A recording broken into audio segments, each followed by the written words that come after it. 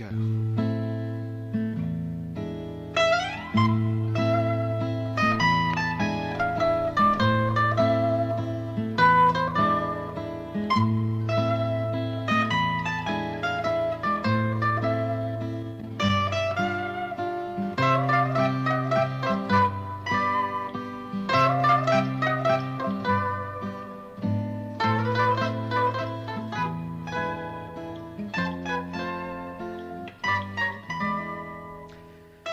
Bonjour, madame, mademoiselle, monsieur, à tout cœur commence, un à tout cœur qui se déplace très loin dans l'espace puisque nous allons partir vers la Polynésie française. Pays de rêve, il suffit c'est vrai de regarder des cartes postales ou des dépliants touristiques pour avoir envie de se baigner dans les lagons, de se reposer au pied d'un cocotier, de découvrir les vaïnés, les colliers de fleurs. Et puis il y a un Tahiti bon, touristique que l'on connaît et un autre Tahiti que l'on connaît beaucoup moins, celui de l'histoire ancienne. Et pour cela j'ai invité Colette Gélin qui va nous parler de Tahiti. Colette, bonjour. Bonjour, et je vais dire bonjour en tahitien, Yaora. Yaora. Est-ce que lorsque l'on dit bonjour, lorsque les Tahitiens reçoivent les étrangers qui sont les popas, je crois, c'est comme ça qu'on les appelle. Oui, c'est ça. Est-ce qu'ils ont droit à ce collier de fleurs dont on parle toujours? Oui, bien sûr, mais plus ou moins. Maintenant, si vous voulez, les voyageurs arrivent par avion, alors que dans le temps, ils arrivaient par bateau. Et sur la plage, lors de leur descente de bateau, les attendaient effectivement les vaïnés avec leur collier de fleurs. Maintenant, ils arrivent par avion très très tôt le matin, puisque nous allons arriver, moi je vais repartir à Tahiti, nous allons arriver à 4h30 du matin. Donc ce sont les amis qui nous accueillent, et là ils nous accueillent avec des colliers de fleurs. Alors je crois qu'il faut préciser, Colette, que vous n'êtes pas originaire de Tahiti. Non, pas du tout. Alors vous allez nous expliquer comment vous êtes parti là-bas et pourquoi. Oui, en fait, je suis bretonne, mais j'ai la chance, dans ce cas-là, d'avoir un mari qui est fonctionnaire et qui avait toujours rêvé d'aller vivre à Tahiti, alors que moi, jusque-là, je résistais un petit peu, aussi étrange que cela puisse paraître, avec le travail que j'ai effectué sur Tahiti maintenant. Et puis, lorsque je me suis décidée, nous sommes donc partis vivre à Tahiti pour à peu près 3 ans et demi. Et c'est là que j'ai décidé de commencer à écrire cette grande fresque sur l'histoire de Tahiti. Voilà, justement, vous avez commencé donc à Tahiti à écrire un premier tome d'une saga qui comportera 3 volumes. Le premier tome s'intitule Vanna ou la loi des ancêtres, paru chez Buchet-Chastel.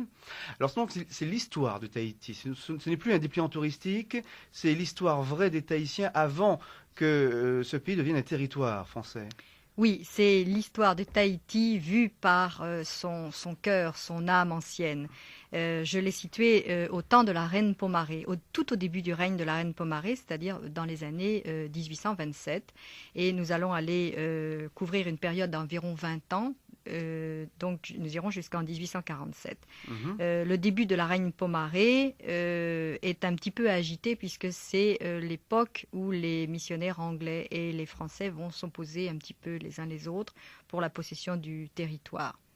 Alors, dans ce roman, qui est avant tout un roman d'amour, bien sûr, mais qui est plaqué sur un contexte historique, nous allons découvrir comment tous ces bouleversements vont aboutir à un protectorat avec la France.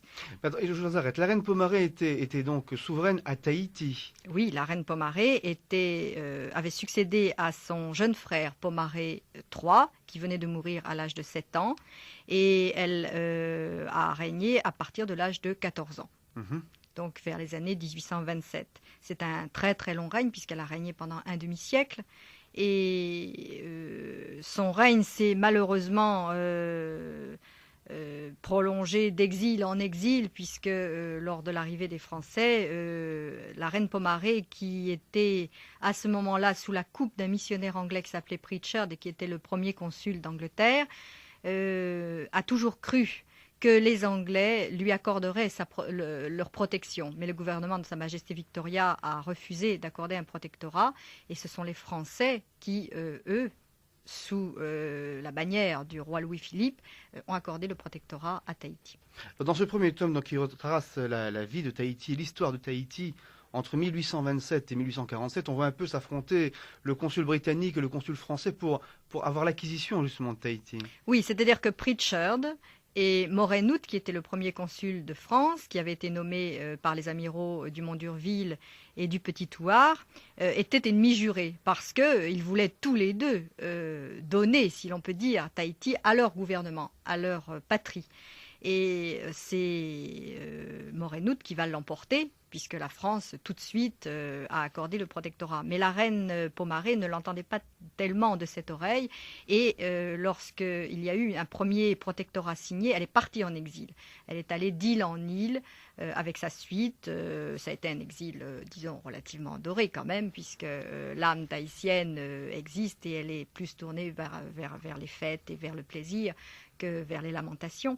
Mais il ne faut pas oublier tout de même que pendant ce temps, à Tahiti, il y a eu la guerre. Il y a eu des affrontements sanglants qui ont coûté la vie aux Tahitiens et aux Français qui ont combattu sous les armes de Brua, qui était le premier gouverneur de Tahiti. Bien, vous nous parliez à l'instant de la reine Pomaré, donc ce grand personnage. Votre livre est intitulé Vanaa. Vanaa, c'est qui? Alors Vanaa, c'est le nom de mon jeune héros. Vanaa, ça veut dire orateur, et c'est un jeune Maori de lignée royale. En ce temps-là, les districts de Tahiti et des îles avaient tous leur hari, c'est-à-dire leur chef, leur roi. Il n'y avait pas un seul roi à Tahiti. Le premier roi a été nommé par les Anglais. C'est Cook qui a favorisé en fait l'implantation du premier roi de Tahiti, qui a été Pomaré.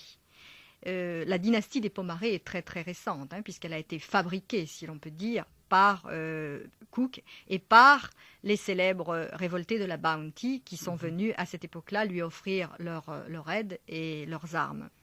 Et donc Vanaa, lui, est descendant de lignée royale sur une île qui s'appelle Mataia et qui est une île imaginaire. J'ai recréé une île imaginaire parce que sur chacune des îles, comme je viens de vous le dire, il y avait une famille d'Arii et je ne pouvais pas, moi, raconter l'histoire d'une famille d'Arii alors que sur chacune des îles de Moorea, Raiatea, etc., existait une réelle famille d'Arii.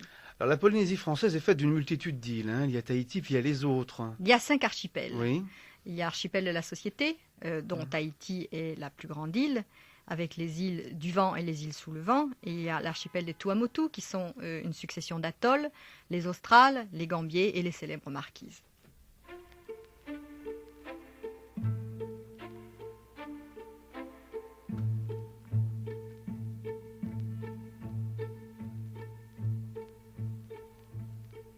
Il parle de la mort comme tu parles d'un fruit. Il regarde la mer comme tu regardes un puits.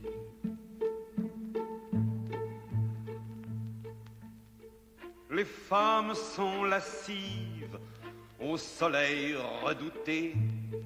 Et s'il n'y a pas d'hiver, cela n'est pas l'été.